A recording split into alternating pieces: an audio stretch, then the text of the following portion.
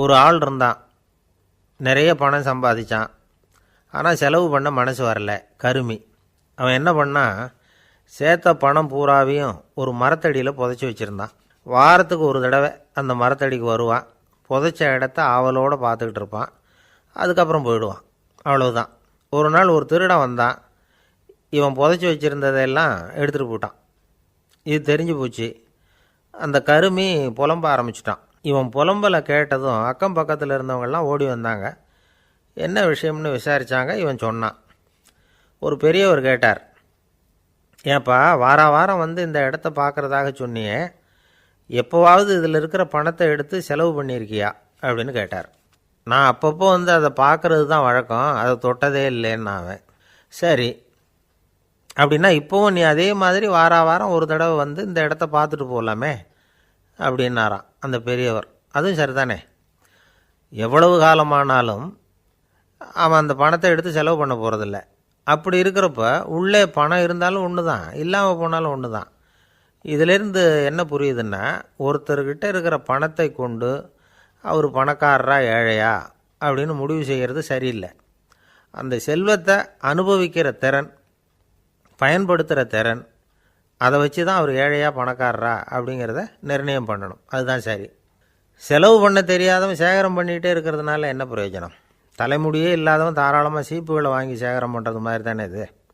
சில சமயம் செலவு பண்ண நாம் தயாராக இருந்தால் கூட அந்த செல்வம் நமக்கு பயன்படுறதில்ல. அரேபியாவில் ஒரு நகை வியாபாரி விலை உயர்ந்த முத்துக்களை எல்லாம் அவர் வச்சு வியாபாரம் பண்ணிகிட்டு இருந்தார். அவர் ஒரு சமயம் ஒரு பாலைவனம் வழியாக போயிட்டு இருக்கிறார் ஒட்டகத்தில். அப்போது திடீர்னு கடுமையான புயல் வீச ஆரம்பிச்சுட்டுது. திசை தவறி இவர் எங்கேயோ வந்துட்டார். கூட வந்தவங்களையும் காணலை, எங்கே போனாங்களோ தெரியல. இவர் ரொம்ப பயந்து போய் அங்கேயும் எங்கேயுமா அலைஞ்சு திரியிறார். வழியே தெரியல, பசி கடுமையாயிட்டுது. ஒட்டகத்து முதுகில் ஒரு மூட்டை இருந்தது, அதை பிரித்து பார்த்தார். உள்ளே ஏதாவது இருக்கான்னு தேடி பார்க்குறார். அது வரைக்கும் கண்ணில் தட்டுப்படாத அபூர்வமான ஒரு பை கண்ணில் பட்டுது. ஆஹா, அதில் ஏதாவது சாப்பிட்றதுக்கு இருக்கும் அப்படின்னு நினச்சி ஆவலாக அதை பிரித்து பார்க்குறார். அந்த பையில் விலை உயர்ந்த முத்துக்கள் நிறைய இருந்துதான். அப்போ தான் அவர் நினச்சாராம், விலை உயர்ந்த முத்துக்கள் கூட சாப்பிட்றதுக்கு உணவாக முடியாது அப்படிங்கிறத புரிஞ்சுக்கிட்டாராம்.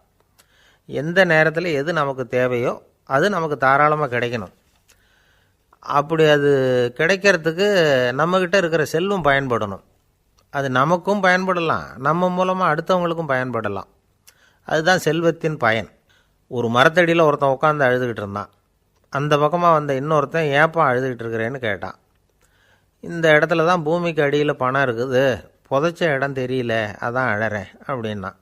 நல்லா ஞாபகப்படுத்தி பாரு, எந்த இடத்துல புதைச்ச அப்படின்னு கேட்டான் இவன். அது எப்படி எனக்கு தெரியும், புதைச்சி வச்சிருக்கிறவன் நான் இல்லையே, எங்கள் எதிர்த்த வீட்டுக்காரன் அப்படின்னானா இவன். ஒரு அரசனும் அமைச்சரும் ஒரு நாள் ரொம்ப சாவகாசமாக பேசிக்கிட்டு இருந்தாங்களாம். அரசன் அமைச்சரை பார்த்து ஒரு கேள்வி கேட்டிருக்கார்.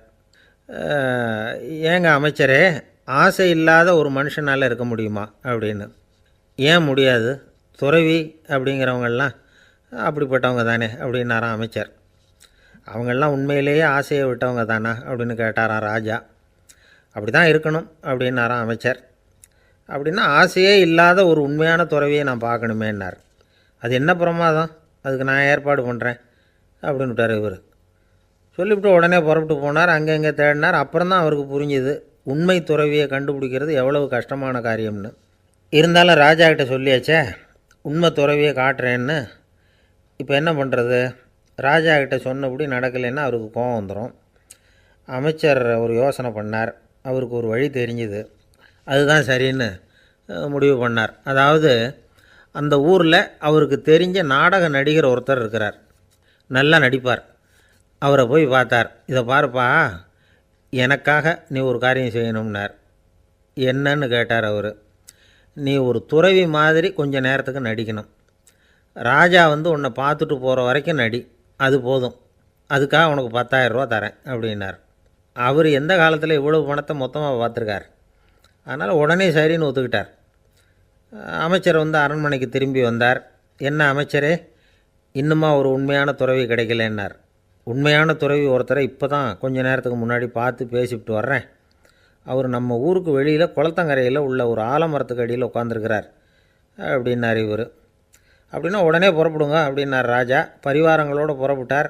அங்கே அந்த மரத்தடியில் அந்த ஆள் வேஷம் போட்டுக்கிட்டு துறவி மாதிரி உட்காந்துருக்கிறான். ராஜா நேராக போனார். அந்த துறவி காலில் பொத்துன்னு விழுந்து வணங்கினார். உடனே ராணியும் அவர் காலில் விழுந்தாங்க.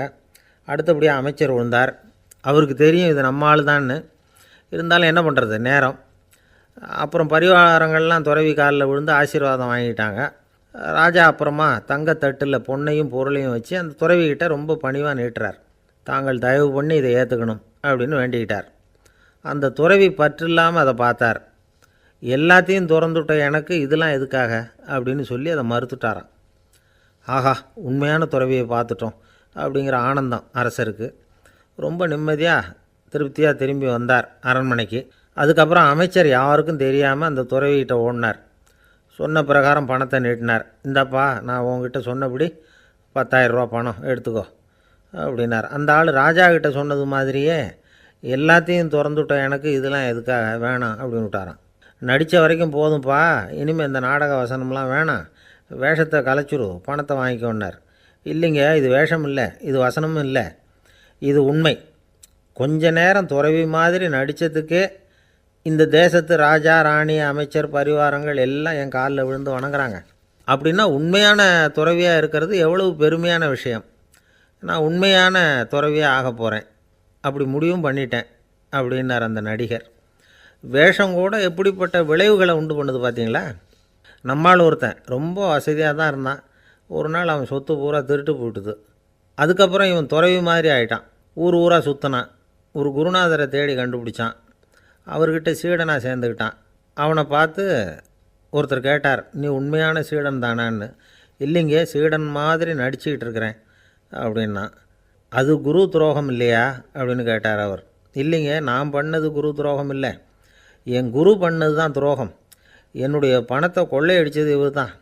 அதை எங்கே வச்சுருக்காருன்னு கண்டுபிடிக்கிறதுக்காக தான் இவர்கிட்ட வந்து சீடனாக சேர்ந்துருக்கிறேன் அப்படின்னா. ஒரு சின்ன பையன் வந்தான். அவனை பார்த்து ஒரு கேள்வி கேட்டோம். ஏன்ப்பா, உங்கள் வீட்டில் அம்மா புத்திசாலியா அப்பா புத்திசாலியா அப்படின்னு. அவன் அலட்சியமாக நம்மளை பார்த்து சிரிக்கிறான். என்ன சார் இது, இந்த காலத்தில் இது கூட தெரியாமல் இருக்கிறீங்களே அப்படிங்கிறான். ஒரு சின்ன பையன் நம்மளை பார்த்து இப்படி கேட்டுவிட்டானே அப்படின்னு நினைக்கிறப்போ நமக்கு ஒரு மாதிரி ஆகிடும். அதுக்கப்புறம்தான் இந்த தாத்தா பாட்டிலாம் சொல்கிற ஒரு கதை ஞாபகத்துக்கு வந்தது. அது என்ன கதை தெரியுமா? ஒரு ஊரில் ஒரு அம்மாவும் பிள்ளையும் இருந்தாங்களாம். அந்த மகனுக்கு திடீர்னு தேசாந்திரம் போய் வரணும்னு ஆசை வந்துட்டுது. ஊர் ஊராக போய் சுற்றி பார்க்கணுங்கிற ஆசை. அந்த அம்மாவுக்கு இது பிடிக்கல. மகனை பிரிஞ்சு இருக்கிறதுக்கு அவங்க மனசு இடம் கொடுக்கல. வேணாப்பான்னு சொல்லி பார்த்தாங்க, அவன் கேட்கல. திடீர்னு புறப்படவும் செஞ்சுட்டான். சரி, இனிமேல் அவனை தடுக்க முடியாதுன்னு முடிவு பண்ணிக்கிட்டாங்க அந்த அம்மா. இருந்தாலும் புத்திசாலித்தனமாக ஒரு யோசனை பண்ணாங்க. மகனை கிட்டத்தில் கூப்பிட்டாங்க. அவங்ககிட்ட சொன்னாங்க, இதை பாருப்பா, நீ தேசாந்திரம் போகிறதுன்னு தீர்மானம் பண்ணிவிட்ட, அதை நான் தடுக்கலை, போயிட்டு வந்துடும். ஆனால் போகிறதுக்கு முன்னாடி எனக்கு ஒரு வாக்குறுதி கொடுத்துட்டு போ அப்படின்னாங்க. போகிறப்போ ராத்திரியாக இருந்தாலும் பகலாக இருந்தாலும் சரி, புளிய மரத்து நிழலில் தான் தங்கணும். திரும்பி வர்றப்போ இரவும் பகலும் நீ வந்து வேப்ப மரத்து நிழல்லே தங்கணும் அப்படின்னாங்க. சரி, அப்படியே செய்கிறேன்னு சொல்லி வாக்குறுதி கொடுத்தான் பையன். புறப்பட்டு போனான். போகிற வழியில் புளிய மரத்து நிழல்லையே தங்கினான், தூங்கினான். அப்படி போய்கிட்டே இருந்தான். 7ஆவது நாள் அவன் உடம்பு சுகமில்லாமல் போயிட்டுது. ரொம்பவும் பலவீனமாயிட்டான். இனிமேல் நடக்க முடியாதுங்கிற நிலைமை வந்துட்டுது. யோசித்து பார்த்தான். சரி, இதுக்கு மேலே வந்து போக வேண்டாம் அப்படின்னு முடிவு பண்ணிவிட்டு திரும்பி வர ஆரம்பிச்சிட்டான். திரும்பி வர்றப்போ வழியில் வேப்ப மரத்து நிழல்லையே தங்கி வந்தான். நாளுக்கு நாள் உடம்பு சரியாக வந்துட்டுது. 7ஆவது நாள் வீட்டுக்கு வந்து சேர்றான். உடம்பு பழையபடியே கலகலப்பாயிட்டுது. பூரண சுகம். தேசாந்திரம் போன பையன் திரும்பி வந்துட்டானே அப்படின்னு அந்த அம்மா ஆச்சரியப்படலை. ஏன்னா அவங்களுக்கு தெரியும் இப்படி ஆகும்னு. பையன் சீக்கிரமாக திரும்பி வரணுங்கிறதுக்காக தான் அவங்க அந்த யோசனையை சொன்னாங்க. என்ன விஷயங்கிறதையும் அவங்களே சொன்னாங்க. மகனே, புளிய மரத்து நிழல் உடம்புக்கு உஷ்ணத்தை கொடுக்கும், சீக்கம் உண்டாக்கும். அதனால் நீ வந்து தொடர்ந்து புளிய மரத்து நிழலில் தங்கினாவே நோய்க்கு வந்து ஆளாயிட்ட. அதனால் பயணத்தை வந்து முடிச்சுக்கிட்டு திரும்பி வரணுங்கிற முடிவுக்கு வந்துட்ட. திரும்பி வர்றப்போ நீ தங்கினது வேப்ப மரத்து நிழல். அது உடம்புக்கு வந்து குளிர்ச்சியை தரக்கூடியது, நோயை தீர்க்கக்கூடியது. அதனால் சுகமாக வீட்டுக்கு வந்து சேர்ந்துட்ட. உன்னோட தேசாந்திர பயணத்தை தடுக்கிறதுக்காக தான் இப்படி பண்ணினேன் அப்படின்னாங்களாம் அந்த அம்மா. பார்த்தீங்களா அம்மாவோட புத்திசாலித்தனத்தை? அப்பாவாக இருந்தால் இப்படியா பண்ணுவார்? ஒரு அப்பா வந்து பையன்கிட்ட 10 ரூபா கொடுத்து இதை எடுத்துக்கிட்டு அடுத்த ஊருக்கு போய் அங்கே இருக்கிற மாமா கிட்ட இதை கொடுத்துட்டு வாடா, வழியில் எங்கேயாவது மரத்தடியில் படுத்து தூங்கி விடாதே அப்படின்னு எச்சரிக்கை பண்ணி அனுப்புனாராம். பையனுக்கு எச்சரிக்கையாக வாழறது எப்படிங்கிறத கற்றுக் கொடுக்கறதுக்காக இப்படி பண்ணார். அவன் பணத்தை வாங்கிட்டு போனான். அப்பா சொன்னதை மறந்துட்டு ஒரு மரத்தடியில் படுத்து தூங்கிட்டான். அவனுக்கு தெரியாமல் அவன் பின்னாடியே போன அப்பா அவன் கையில் இருந்த அந்த 10 ரூபாயை நைஸாக எடுத்துகிட்டு வந்துட்டார். அவன் பையில் தானே வச்சுருந்தான், அது தெரியாமல் எடுத்துகிட்டு வந்துட்டார். அவன் தூங்கிக்கிட்டு இருக்கான். எடுத்துகிட்டு ஒரு மறுபடியும் வீட்டுக்கு வந்துட்டார். பையன் முழிச்சுக்கிட்டு பையை தடவி பார்க்குறான், பணத்தை காணும். அழுதுகிட்டே திரும்பி வந்தான். அப்பா கிட்டே விஷயத்த சொன்னான். அப்பா சிரிச்சுக்கிட்டே சொன்னார், அதுக்கு தான்ப்பா ஆரம்பத்திலேயே எச்சரிக்கை பண்ணினேன், இனிமேலாவது நீ ஜாக்கிரதையாக இருக்கணும் அப்படிங்கிறதுக்காக தான் இப்படி பண்ணினேன். அந்த பணம் எங்கேயும் போயிடலை, நான் தான் அதை உனக்கு தெரியாமல் எடுத்து வச்சிருக்கிறேன், இதோ பாரு அப்படின்னு சொல்லிட்டு சைடு பாக்கெட்டில் கையை விட்டா அது ஓட்டையாக இருக்குது. அதை எவனோ ஏற்கனவே கத்திரிச்சு எடுத்துகிட்டு போயிட்டான். இப்போ அப்பா முகத்தில் அசடு வழிஞ்சுதான். சில பேரை இப்படி சொல்கிறது உண்டு, அடுத்தவங்களை அனுசரித்து நடந்துக்க தெரியல, அவன் என்ன சார் மனுஷன் அப்படிம்பாங்க. சக மனிதர்களோடு எப்படி பழகிறது அப்படின்னு தெரியாததுனாலேயே பல பேர் இன்றைக்கி சங்கடப்பட்டுக்கிட்டு இருக்கிறாங்க. வசதி வாய்ப்பெல்லாம் சரியாக இருக்கும், ஆனால் வாழ்க்கை சரியாக இருக்காது. இன்னொருத்தர்கிட்ட எப்படி பேசுறது பழகிறதுங்கிறது தெரியாததுனால தான் இந்த அவஸ்தை. சரி, இந்த அவஸ்தை இல்லாமல் வாழறது எப்படி? இதுக்கு அனுபவசாலிகள் சில வழிமுறைகளை சொல்கிறாங்க. அதெல்லாம் என்னென்னங்கிறத இப்போ தெரிஞ்சுக்குவோம். முதல்ல நம்ம நாக்கு நம்ம கண்ட்ரோலில் இருக்கணும். வார்த்தைகளை வந்து கொட்டிவிட்டு அதுக்கப்புறம் அள்ள முடியாமல் கடந்து கஷ்டப்படக்கூடாது. எப்படி பேசுகிறோங்கிறதும் முக்கியம், பேசுகிறப்ப எப்படி முகத்தை வச்சுருக்கிறோங்கிறதும் முக்கியம். அன்பாக பேசினாலும் நல்லாயிருக்கும். அப்படி பேசுகிறப்ப ஆதரவாக அவர் தோள் மேலே ஒரு கையை போட்டுக்கிட்டு பேசினா இன்னமும் நல்லாயிருக்கும். ரெண்டாவது விஷயம், இன்னொருத்தர்கிட்ட பேசுகிறப்போ வாக்குறுதிகளை அள்ளி வீசக்கூடாது. கொடுக்குற வாக்குறுதி குறைச்சலாக இருக்கணும். அப்படி கொடுத்த வாக்குறுதியை கண்டிப்பாக நிறைவேற்றணும். நாம் ஒருத்தரை பாராட்டுறோம் அல்லது அவரை பற்றி அபிப்பிராயம் சொல்கிறோம்னா அது ஆக்கப்பூர்வமாக இருக்கணும். நம்ம பாராட்டு அல்லது விமர்சனம் அடுத்தவருடைய முன்னேற்றத்துக்கு உதவுறது மாதிரி இருக்கணும். நாம் சொல்கிறத கேட்டுட்டு அவன் தலையில் கையை வச்சுட்டு உட்காந்துடக்கூடாது. எப்பவும் உற்சாகமாக இருக்கணும், முகம் மலர்ச்சியாக இருக்கணும். மனுஷன் இருந்தால் வருத்தம் கவலை ஏமாற்றம் எல்லாம் இருக்க தான் செய்யும், அதெல்லாம் மனசில் இருக்கட்டும். அந்த வருத்தமும் கவலையும் ஏமாற்றமும் சேர்ந்துக்கிட்டு நம்ம முகத்தில் இருக்கிற மலர்ச்சியை மூடி மறைக்கிறதுக்கு நாம் இடம் கொடுத்துடக்கூடாது. எந்த விஷயத்தை பற்றி யாருக்கிட்ட பேசினாலும் வெளிப்படையாக பேசணும், திறந்த மனசோடு பேசணும். மூடி மறைச்சி முழுங்கிக்கிட்டு இருக்கக்கூடாது. இன்னொருத்தர்கிட்ட பேசுகிறப்போ விவாதம் பண்ணுங்க, அது தப்பு இல்லை, ஆனால் வாதாடிக்கிட்டு இருக்கக்கூடாது. அதாவது என்ன சொல்கிறாங்கன்னா, டிஸ்கஸ் பண்ணலாம், ஆர்கியூ பண்ணக்கூடாதான். நம்மக்கிட்ட இருக்கிற நல்ல குணங்களை நாம் எடுத்து சொல்லிகிட்டு இருக்கக்கூடாது. அந்த நல்ல குணங்களே நம்மளை பற்றி எடுத்து சொல்லணும், அது மாதிரி நடந்துக்கணும். அதே மாதிரி அடுத்தவங்க கிட்ட உள்ள கெட்ட குணங்களை பற்றி அவசியம் இல்லாமல் நாம் பேச வேண்டியதில்லை. உங்களை பற்றி யாராவது தப்பாக பேசுகிறாங்களா, அப்படி அவங்க பேசுகிறதுல உண்மை இல்லையா அப்படின்னா அதை நீங்கள் பொருட்படுத்த வேண்டியதில்லை, விட்டுடலாம், அது தானாக போயிடும். ஒரு 4-5 பேரோட பேசிக்கிட்டு இருந்தீங்கன்னா எல்லாருக்கும் முக்கியத்துவம் கொடுங்க, யாரையும் அலட்சியப்படுத்தாதீங்க. தமாஷா பேசலாம், ஆனால் அவங்க தமாஷ் வந்து அடுத்தவங்களை வந்து கேலி பண்ணுறதா இருக்கக்கூடாது. நமக்கு கிடைக்க வேண்டியது கிடைக்கலையே அப்படிங்கிற தவிப்பு நம்மக்கிட்ட இருக்கக்கூடாது, அது தேவையில்லை. உங்கள் செயல்பாடுகள் தெளிவாக இருக்கட்டும், பாராட்டு தானாக அவங்கள தேடிட்டு வரும். இன்னொரு மனுஷனுடைய மனசில் கௌரவமான ஒரு இடத்த பிடிக்கணும்னா நாம் இந்த குணத்தையெல்லாம் நம்மக்கிட்ட வளர்த்துக்கணும். இதெல்லாம் வந்து அனுபவசாலிகள் சொல்லியிருக்கிற குறிப்புகள். இந்த குறிப்புகளை வந்து சரியாக புரிஞ்சுக்கணும், அது முக்கியம். தப்பாக புரிஞ்சுக்கிட்டா என்ன ஆகும் தெரியுமா? இதை கேளுங்க. ஒருத்தர் வந்தார், சார் அடுத்தவங்க தோள் மேலே கையை போட்டுக்கிட்டு அன்பாக பேசணும்னு சொன்னீங்க, அப்படி தான் பேசினேன், அவர் முதுகை கூட தட்டி கொடுத்தேன், என் வேலை போயிட்டுது சார், வீட்டுக்கு அனுப்பிச்சிட்டாங்க அப்படின்னார். யாருக்கிட்ட அப்படி பேசுனீங்கன்னு கேட்டோம். என் முதலாளிகிட்ட சார் அப்படிங்கிறார் ரொம்ப சோகமாக. ஒருத்தர் ரொம்ப அவசரமாக வந்தார், சார் மனுஷன் நிம்மதியாக இருக்கிறதுக்கு என்ன வழின்னு கேட்டார். சீக்கிரமாக ஒரு கல்யாணத்தை பண்ணிங்க, எல்லாம் சரியாக போடும் அப்படின்னோம். அவர் ஒரு மாதிரியாக பார்த்தார். ஏற்கனவே எனக்கு கல்யாணம் ஆகிட்டுது சார், அதனால தானே நிம்மதியாக இருக்கிறதுக்கு வழி கேட்குறேன் அப்படின்னார். சரி, இவர் ஒரு மாதிரியான கேஸ் அப்படின்னு நினச்சிக்கிட்டு நம்மக்கிட்ட இருந்த ஒரு சின்ன புத்தகத்தை அவர்கிட்ட தூக்கி கொடுத்தோம், இதை படித்து பாருங்கன்னு. கல்யாணத்துக்கு பிறகும் சந்தோஷமாக இருக்கிறதுக்கு என்ன வழி அப்படிங்கிற கேள்விக்கு அந்த புத்தகத்தில் விளக்கம் இருந்தது. கணவன் மனைவிக்குள்ளே சிக்கல் வராமல் இருக்கிறதுக்கு அதில் சில வழிகளை சொல்லி கொடுத்துருக்குறாங்க. அதெல்லாம் என்னென்ன அப்படிங்கிறத இப்போ பார்க்கலாமா? குடும்பம்னு இருந்தால் கோபம் வரதான் செய்யும். அது வந்துட்டு போட்டும் பரவாயில்ல. ஆனால் அந்த கோபம் ஒரே நேரத்தில் 2 பேருக்கும் வந்துடாமல் பார்த்துக்கணும். ஒரு சமயத்தில் யாராவது ஒருத்தர் தான் கோபப்படணும், அடுத்தவங்க அமைதியாக இருக்கணும். அதுக்கப்புறம் இவர் அமைதியான உடனே அவங்க ஆரம்பிச்சிக்கலாம். கோபமாக ஏதாவது சொன்னால் உடனே கோபமாக பதில் சொல்லக்கூடாது. கொஞ்சம் பொறுத்து கோபம் தீர்ந்த உடனே அந்த பதிலை சொல்லலாம். அப்போ பதில் கோபமாக இருந்தால் கூட அது அவ்வளோ பெருசாக தெரியாது. அற்ப விஷயத்துக்கெல்லாம் காய்ச்சி மூச்சுன்னு கத்திகிட்டு இருக்கக்கூடாது. உங்கள் 2 பேருக்குள்ளே ஒரு தர்க்கம் ஆரம்பமாயிட்டுதுன்னு வச்சுக்கோங்க. கடுமையாக 2 பேரும் விவாதம் பண்ணுறீங்க. உங்களில் ஒருத்தர் இதில் ஜெயிக்கணும்னா அது நீங்களாக இருக்க வேணாம், அடுத்தவங்க ஜெயிக்கிறதுக்கு நீங்கள் துணையாக இருங்களேன். அப்படின்னா நீங்கள் கொஞ்சம் விட்டு கொடுக்கணும், அவ்வளவுதான். ஏதாவது குத்தம் சொல்லணுமா, செஞ்ச தப்பை சுட்டி காட்டணுமா, விமர்சனம் பண்ணணுமா, பண்ணுங்க, வேணான்னு சொல்லலை. ஆனால் சொன்னதை அப்படி சொல்கிறத கொஞ்சம் அன்பாக இதமாக சொல்லுங்கள். எப்போ நடந்த தவறுகளையெல்லாம் இப்போ போய் மறுபடியும் ஞாபகப்படுத்திகிட்டு இருக்க வேண்டாம். நான் அப்போவே சொன்னேன் இந்த புடவை வேணாம்னு, நீங்கள் தான் கேட்கல, இப்போ பாருங்கள் கிழிஞ்சு போச்சு இப்படின்னு கத்துனாங்க ஒரு அம்மா. எப்போ சொன்னீங்கன்னு கேட்டால் ஒரு 10 வருஷத்துக்கு முன்னாடி தீபாவளி சமயத்தில் அப்படிங்கிறாங்க. அது என்ன இன்னும் அப்படியே புதுசாகவே இருக்கும்? உங்களுக்கு அவர் தான் பெருசு, அவருக்கு நீங்கள் தான் பெருசு. அதை விட இந்த உலகத்தில் வேறு எதுவும் முக்கியம் இல்லைன்னு நினைக்கணும். நீ தான் என்னுடைய உலகம்னு எத்தனை தடவை சொல்லியிருப்பீங்க? அதெல்லாம் வெறும் வசனமாக போயிடக்கூடாது. ஏதாவது ஒரு பிரச்சனையை பற்றி கடுமையாக விவாதம் பண்ணிகிட்டு இருக்கீங்க, அதை அப்படியே பாதியில் விட்டுட்டு படுக்கைக்கு போயிடக்கூடாது. சொச்சத்தை நாளைக்கு பேசிக்கலாம்னு.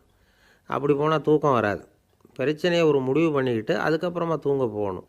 ஒரு நாளில் ஒரு தடவையாவது உங்கள் ஜோடியை பாராட்டி நல்ல விதமாக கனிவாக ஒரு வார்த்தை சொல்லணும் அப்படின்னு தீர்மானம் பண்ணிங்க. ஏதாவது தப்பு பண்ணிவிட்டீங்கன்னா பரவாயில்ல, அதை ஒத்துக்கிறதுக்கும் மன்னிப்பு கேட்குறதுக்கும் தயாராக இருக்கணும். அது ஒன்றும் கேவலம் கிடையாது. வீட்டுக்குள்ளே தானே கேட்க போகிறீங்க, வெளியில் யாருக்கு தெரிய போகுதோ? எப்படியோ உங்களுக்குள்ளே ஒரு சமரசம் ஆனால் சரிதான். ஒரு தகராறுன்னு எடுத்துக்கிட்டால் குறைஞ்சபட்சம் அதுக்கு 2 பேர் தேவை. தனியாகவே உட்காந்துக்கிட்டு நான் இப்போ தகராறு பண்ணிகிட்ருக்கிறேன் அப்படின்னு யாரும் சொல்ல முடியாது. 2 பேர் தகராறு பண்ணுறாங்கன்னா பொதுவாக அந்த 2 பேரில் யார் அதிகமாக பேசுகிறாங்களோ அவங்க பேரில் தான் தப்பு இருக்கும். அதை மனசில் வச்சுக்கணும். இதெல்லாம் தான் அந்த புத்தகத்தில் போட்டிருக்கிற வழிமுறைகள். இவ்வளவும் சரியாக வரலைன்னா அப்புறமா சொல்லுங்கள், வேறு புத்தகம் ஏதாவது இருக்கான்னு தேடுவோம். ஒரு கணவன் தன்னுடைய மனைவியை அழைச்சிக்கிட்டு ஒரு மனோதத்துவ டாக்டர்கிட்ட வந்தாராம். டாக்டர், எங்களுக்கு கல்யாணம் ஆகி 30 வருஷ காலமாக நாங்கள் ஒரு விஷயத்தில் கூட ஒத்து போனதில்லை அப்படின்னு ஆரம்பித்தார். உடனே அந்த அம்மா குறுக்கிட்டு, அது 30 வருஷம் இல்லை 32 வருஷம் அப்படின்னாங்களாம். இந்த உலகமே ஒரு நாடக மேடை, நாம் எல்லாரும் நடிகர்கள். இது ஞானிகள் சொல்கிறது. இது ஒரு பக்கம் இருக்கட்டும்.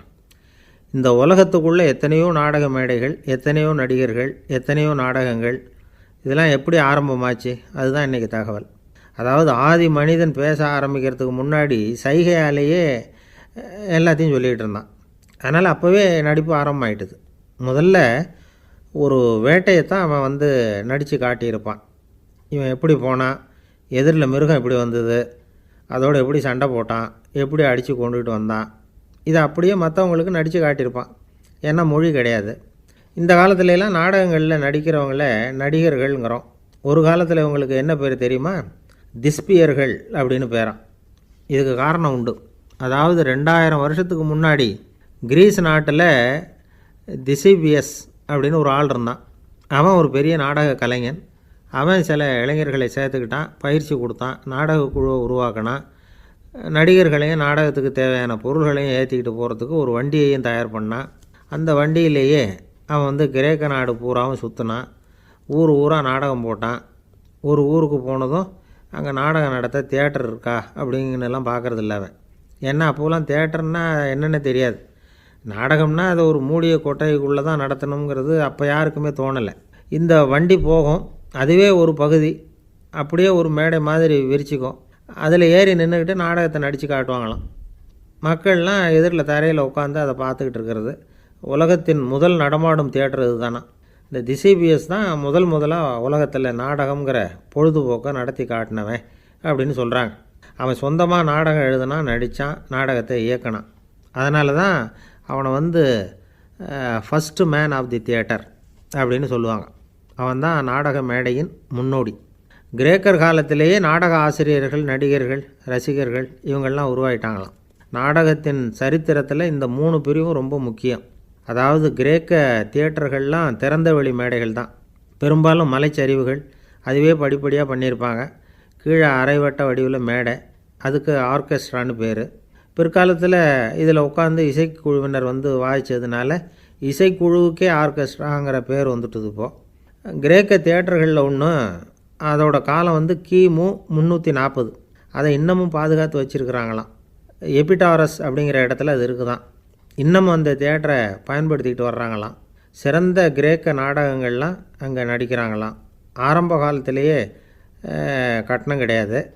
அப்புறம் பின்னாடி தான் நுழைவு கட்டணம்லாம் அப்படியே வந்துட்டு தான். நடிகர்கள் வந்து பளபளப்பான ஆடைகள் உடுத்தியிருப்பாங்களாம். இந்த குதிகால் உயர்ந்த காலணிகள் போட்டிருப்பாங்களாம். இதெல்லாம் பழைய குறிப்புகள். பலவிதமான உருவங்களில் மாஸ்க் அப்படின்னு சொல்லப்படுற முகமூடி. அதனால் ஒரே நடிகர் பல வேடங்களில் நடிக்கிறது உண்டான். ஆரம்பத்தில் பெண் நடிகர்கள் கிடையாது, எல்லாம் ஆண் நடிகர்கள் தான். ரோமானியர்கள் தான் முதல் நிரந்தர நாடக மேடையை கட்டினவங்க. அதுதான் முதல் தியேட்டர். கிமு 1048 காலகட்டத்தில் பாம்பிங்கிற நகரத்தில் அதை கட்டியிருக்கிறாங்களாம். கிரேக்க ரோமானிய தியேட்டர்களின் அடிப்படையிலேயே இந்த இத்தாலிய வடிவமைப்பாளர்கள் இந்த குதிரை லாட வடிவில் ஒரு ஆடிட்டோரியத்தை உருவாக்கினாங்களாம். இப்படி அதை பற்றி நிறைய தகவல் இருக்குது. 1576 லண்டனில் இந்த பின்ஸ்பர்ரி, அப்புறம் இந்த பில்ட்ஸில், அப்புறம் ஜேம்ஸ் இப்படிங்கிறவர் முயற்சியால் தான் இங்கிலாந்தில் முதல் தியேட்டர் உருவாச்சான். அப்படி ஒருத்தர் இருந்தாராம். உலக நாடக மேடையின் வரலாறு இதுதான். அதாவது இப்போல்லாம் அறிவியல் வளர்ச்சி அதிகமாகிட்டுது. திரைப்படம், தொலைக்காட்சி எல்லாம் வந்தாச்சு. ஒவ்வொரு வீடுமே ஒரு குட்டி தியேட்டர் மாதிரி ஆகிட்டுது. தொலைக்காட்சி முன்னாடி உட்காந்து எழுந்திருக்கவே மனசு வர்றதில்லை. ஒரு அம்மா ஒரு மனோதத்துவ டாக்டரை தேடிட்டு வந்தாங்களாம் இந்த காலத்தில். டாக்டர், எங்கள் வீட்டுக்காரர் எப்போ பார்த்தாலும் டிவி முன்னாடி உட்காந்துக்கிட்டு அதையே வெறிச்சு பார்த்துக்கிட்டு இருக்கிறார், உத்து பார்த்துக்கிட்டு இருக்கார், எனக்கு சந்தேகமாக இருக்குன்னாங்களாம். இது மனக்கோளாறு இல்லைங்க, ஆர்வக்கோளாறு, அவ்வளவுதான், இதுக்காக பயப்படாதீங்கன்னாரான் டாக்டர். அப்படி இல்லை டாக்டர், டிவி ஓடும் பொழுது நாம் எல்லாம் அதை பார்க்குறோம் சரி, ஆனால் அவர் அப்படி இல்லை, டிவியை நிறுத்தினதுக்கு அப்புறமும் அதையே உத்து பார்த்துட்டு உட்காந்துருக்கிறார், அதனால தான் சந்தேகப்பட்டு உங்ககிட்ட வந்தேன் அப்படின்னாங்களாம். ஒரு பல்கலைக்கழகம், அங்கே ஒரு இலக்கிய பேராசிரியர், அவர் பாடம் நடத்திக்கிட்டு இருந்தார். ராபர்ட் ப்ரௌனிங் எழுதிய கவிதைகளை பற்றி சொல்லிகிட்டு இருக்கிறார். மாணவர்களும் ரொம்ப அக்கறையாக அதை கேட்டுக்கிட்டு இருக்கிறாங்க. ஒரு குறிப்பிட்ட கவிதையை பற்றி சொல்லும் பொழுது அந்த பேராசிரியருக்கே ஒரு சந்தேகம். அதாவது அந்த கவிதையின் சரியான அர்த்தம் என்னங்கிறதுல சந்தேகம். பேராசிரியர் யோசனை பண்ணார். அந்த கவிதையை முழுசாக புரிஞ்சிக்க முடியல. அதனால் மாணவர்களை பார்த்து சொன்னார், மாணவர்களே, ஒரு நாள் பொறுத்துக்குங்க, இந்த கவிதையை எழுதின கவிஞர் எங்கள் வீட்டுக்கு பக்கத்தில் தான் இருக்கிறார். இன்றைக்கி சாயந்தரம் நான் அவரை நேரிலேயே போய் பார்க்குறேன், பார்த்து இதுக்கு என்னங்க அர்த்தம்னு கேட்டுக்கிட்டு வந்துவிடுறேன், அதுக்கப்புறம் உங்ககிட்ட சொல்கிறேன் அப்படின்னாராம். அன்றைக்கி சாயந்தரமே அந்த பேராசிரியர் கவிஞரை தேடிக்கிட்டு போயிட்டார். கவிஞர் அவங்க வீட்டில் அவர் பாட்டு உட்காந்துருந்தாராம். இவர் போய் அவர் முன்னாடி உட்காந்தார். அப்புறம் கேட்டார், ஐயா, அந்த கவிதையின் முழு பொருள் என்னன்னு தெரிஞ்சுட்டு போகிறதுக்காக வந்திருக்கிறேன் அப்படின்னாராம். எந்த கவிதை அப்படின்னாராம் அவர். இவர் அந்த கவிதையை சொல்லியிருக்கார். கவிஞர் கொஞ்சம் யோசனை பண்ணிவிட்டு அப்புறம் சொன்னாராம், பேராசிரியரே, நீங்கள் கொஞ்சம் தாமதமாக வந்துட்டீங்கன்னாராம். இவருக்கு ஒன்றும் புரியல.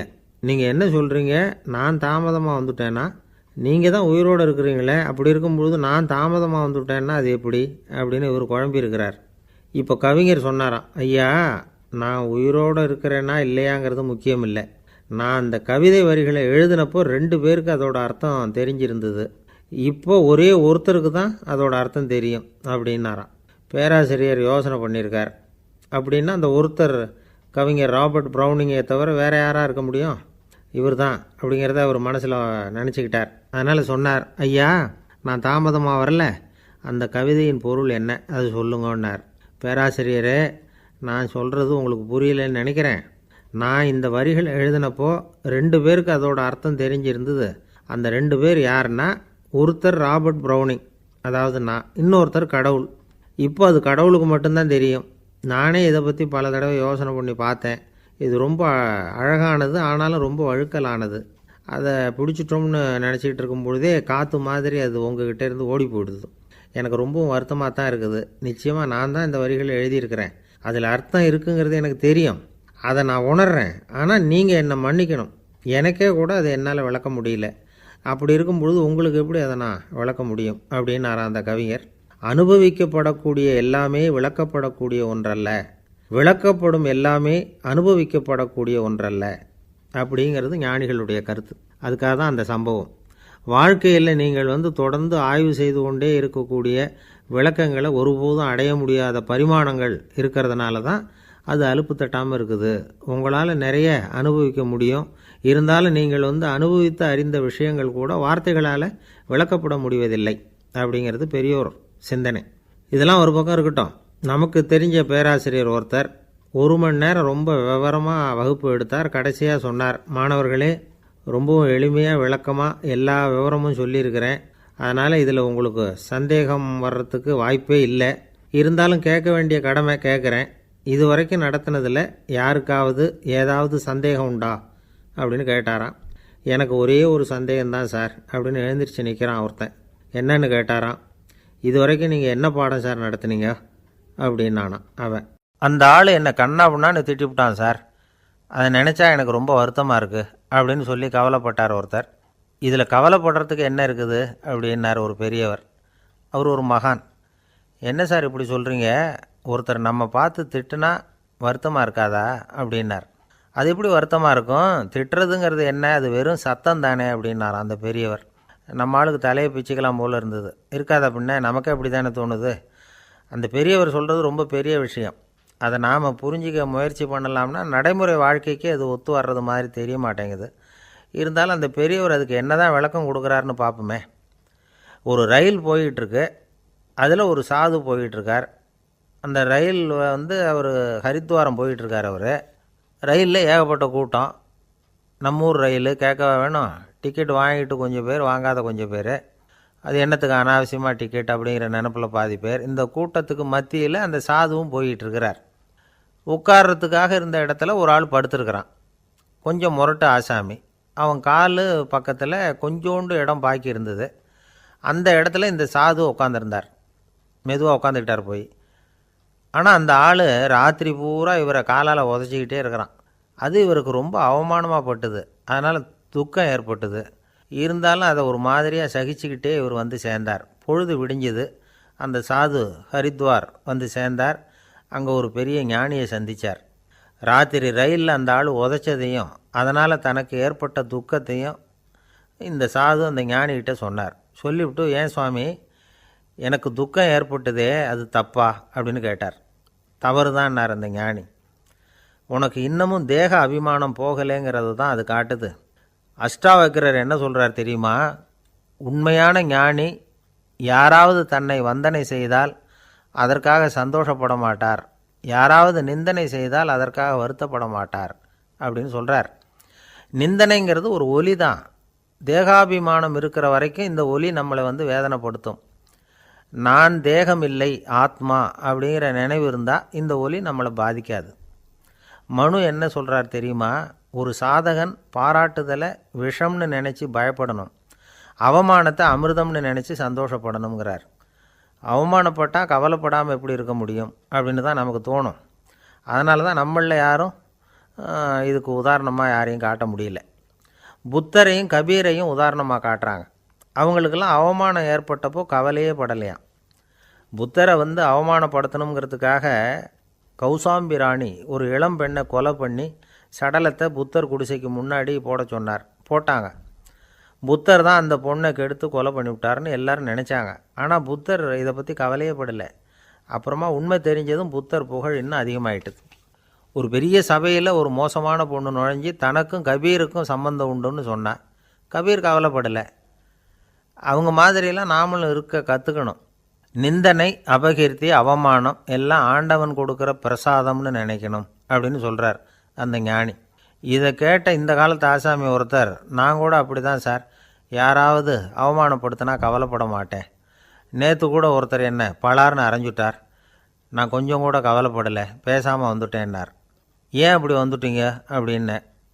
அவர் அரைஞ்சதுலேயும் ஒரு அர்த்தம் இருந்தது, அதனால தான் அப்படி வந்துட்டேன்னார். ஏன் அரைஞ்சாருன்னு கேட்டேன். 10 வருஷத்துக்கு முன்னாடி 15 ரூபா அவர்கிட்ட கடன் வாங்கினேன், அதை கேட்டு கேட்டு பார்த்துட்டு கடைசியாக தான் அரைஞ்சார் அப்படின்னார். ஆண்டவனுடைய பிரசாதம் இவருக்கு அடிக்கடி கிடைக்கும் போல இருக்குது. அம்மாக்காரங்களுக்கு அடிக்கடி ஏற்படுற கவலை ஒன்று உண்டு. அதாவது குழந்தை சரியாக சாப்பிட மாட்டேங்குதே அப்படிங்கிற கவலை. இவங்கெல்லாம் ஒரு விஷயத்தை நல்லா புரிஞ்சுக்கணும். குழந்தைகள்ங்கிறவங்க பெரியவங்க மாதிரி இல்லை. அவங்க கடிகாரத்தில் மணியை பார்த்துட்டு சாப்பிட்றதுக்கு உட்கார்ற ரகம் கிடையாது. பசிச்சா சாப்பிடுவாங்க, இல்லைன்னா விளையாடுவாங்க அல்லது தூங்குவாங்க. அது புரியாமல் அவங்கள கட்டாயப்படுத்தி அல்லது மிரட்டி சாப்பிட வைக்கிறது ரொம்ப தப்பு. ஒரு 8 மாத குழந்தைக்கு 3 மணி நேரத்துக்கு ஒரு தடவை பசிக்கும். அந்த நேரம் பார்த்து சாப்பாடு கொடுத்தா அடம் பண்ணாமல் அது பாட்டுக்கு சாப்பிட்ரும். அதே குழந்தைக்கு 1 வயசு ஆகிறப்போ 4 மணி நேரத்துக்கு ஒரு தடவை பசிக்கும். இந்த வயசில் இயற்கையாகவே பசி குறைஞ்சிருக்கும். அது புரியாமல் என் குழந்தை முன்னாடி மாதிரி இப்போ சரியாக சாப்பிட மாட்டேங்கிறான் அப்படின்னு சில பேர் டாக்டர்கிட்ட போய் சொல்லிக்கிட்டு இருப்பாங்க. இன்னொரு விஷயம், ஒரு குழந்தைக்கு வயசு அதிகமாகிற வேகத்துக்கு உடம்பு எடையும் அதிகமாகிக்கிட்டே போகாது. உடம்பு எடை அதிகமாகிற வேகம் குறைஞ்சிக்கிட்டே வரும். 6 மாத குழந்தைக்கு ஒரு வாரத்தில் 150 கிராம் எடை கூடும். ஒரு வயசில் வாரத்துக்கு 71 கிராம் எடை கூடும். இது புரியாமல் அதிகமாக சாப்பாட்டை கொடுத்து குழந்தைய கஷ்டப்படுத்தக்கூடாது. ஏன்னா அளவுக்கு மீறின உணவு அஜீரணத்தை உண்டு பண்ணிவிடும். குழந்தைக்கு ஒரு தட்டில் கொஞ்சமாக ஆகாரத்தை வச்சு கொண்டுகிட்டு போய் கொடுக்கணும். மலை மாதிரி குவிச்சு வச்சா அதை பார்த்ததுமே பசி அடங்கி போயிடும். அடித்து மிரட்டி பயமுறுத்தி குழந்தைய சாப்பிட வைக்கிற பழக்கம் இருக்குது பாருங்கள். அதுக்கு ஃபுட் ஃபோர்ஸிங் அப்படின்னு பேர். இப்படி பண்ணினா குழந்தைக்கு சாப்பாட்டில் விருப்பம் குறைஞ்சிரும். அதை கண்டாவே வெறுக்க ஆரம்பிச்சிடும். அது மாதிரி உளம் சார்ந்த பசி குறைவு, சைக்கோஜெனிக் அனோரெக்சியா, அது ஏற்படுமா. சாப்பாடுங்கிறதே ஒரு தண்டனை மாதிரி தோணும். குழந்தைகளுக்கு பிடிச்ச மாதிரியான ஆகாரத்தை கொடுக்கணும். சத்து அதிகம் இருக்குங்கிறதுக்காக அதுக்கு பிடிக்காத ஆகாரத்தை கொடுத்து கட்டாயப்படுத்தக்கூடாது. குழந்தைகளுக்கு 2 வயசு ஆகிறப்போ இயற்கையாகவே எதிர்மறை குணம் உண்டாகும். அதாவது அந்த எதிர்மறையாக பேசுகிறது. இது மாதிரி சமயங்களில் நாம் என்ன சொல்கிறோமோ அதுக்கு நேர்மாறாக நடந்துக்கும். ஏட்டிக்கு போட்டி. சாப்பிட சொன்னால் விளையாட போவோம், விளையாட சொன்னால் சாப்பாடு கேட்கும். இதை புரிஞ்சுக்கிட்டு நடந்துக்கணும். குழந்தை சொன்ன பேச்சை கேட்கலேன்னு கோவப்படக்கூடாது. குழந்தை வளர வளர பிடிவாத குணம் வர்றது சகஜம். கேட்டதை வாங்கி கொடுத்தா தான் சாப்பிடுவேன் அப்படின்னு பிடிவாதம் பண்ணும். வாங்கி கொடுத்துடுறது தான் உத்தமம். நீங்களும் அதுக்கிட்ட பிடிவாதம் பண்ணிகிட்டு இருக்கக்கூடாது. ஏன்னா கேட்டது கிடைக்கலையேங்கிற ஏமாற்றம் கூட குழந்தையோட பசியை குறைச்சிரும். கேட்டது கிடைச்சிட்டா பசி அதிகமாகும். கொடுத்ததை மலமலன்னு சாப்பிட்றோம். குழந்தைகளுக்கு கண்ட கண்ட நேரத்தில் சாப்பிட்றதுக்கு எதையாவது வாங்கி கொடுத்துக்கிட்டு இருந்தால் சாப்பாட்டு நேரத்தில் சாப்பிடாமல் அடம் பண்ண ஆரம்பிச்சிடும். பள்ளிக்கூடம் போகிற பிள்ளைங்க காலை உணவை சரியாக சாப்பிட மாட்டாங்க. அச்சம், அவசரம், பரபரப்பு இதெல்லாம் தான் காரணம்.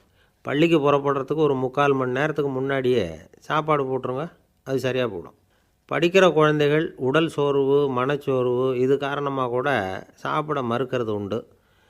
இப்போ உதாரணமாக சாயந்தரம் விளையாடி விட்டு வீட்டுக்கு வந்ததும் சாப்பிட சொன்னால் வேணாம்பாங்க. இது உடல் சோர்வு.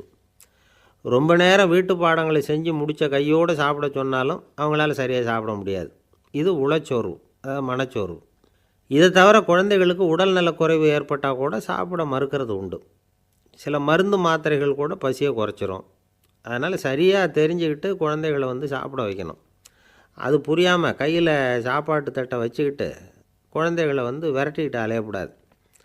ஒரு சின்ன பையன் சொன்னான், எங்கள் அம்மா சாப்பாடு போடுறது தெரிஞ்சால் நான் உடனே வீட்டை விட்டு வெளியில் ஓடி போடுவேன் அப்படின்னா. ஏன்